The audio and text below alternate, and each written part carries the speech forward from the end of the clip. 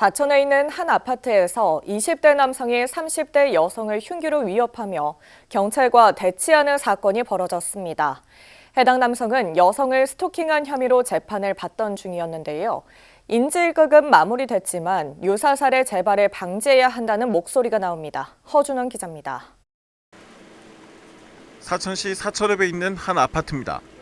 입구 옆 화단에는 안전벨트가 설치됐고 주변에는 접근을 막는 폴리스 라인이 쳐졌습니다.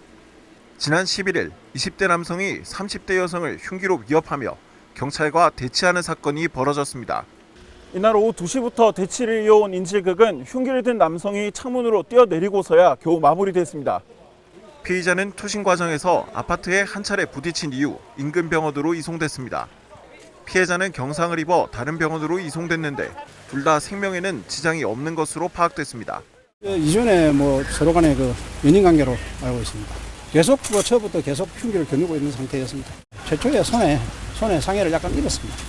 두 사람은 전 직장 동료였는데 이미 지난 6월 스토킹 혐의로 피해자에게 벌금형과 접근 금지 명령이 내려졌던 것으로 알려졌습니다. 이후 피해자가 안전조치 연장을 원하지 않았고 피의자의 요청으로 추가 재판이 열릴 예정이었는데 그 사이에 범행이 발생한 겁니다. 현실적으로 좀 부족한 면이 있는 것도 사실입니다. 현장에서 100m 접근 금지 같은 긴급 응급 조치를 했다 해도 현실적으로는 가해자가 지키지 않는 경우가 허다하기 때문이거든요. 수사와 재판 등의 절차를 진행하는 중에도 피해자를 보호할 수 있는 좀 더 촘촘하고 실효성 있는 법적인 장치가 지난해 경남 지역 스토킹 관련 범죄는 580건 정도인데 전국적으로는 10,000건에 달합니다. 생명을 잃을 수도 있었던 이번 흉기 인질극 사건.